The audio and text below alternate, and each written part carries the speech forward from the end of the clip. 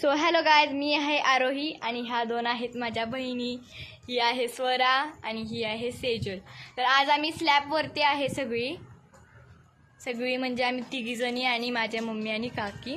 आम्ही स्लॅबवरती काय करतोय ते दाखवते 2च मिनिट. हे पहा, इथे आमचं जेवण बनवायचं चाललंय. इथे मम्मी भाकरी थापते आणि काकी भाकऱ्या भाजते.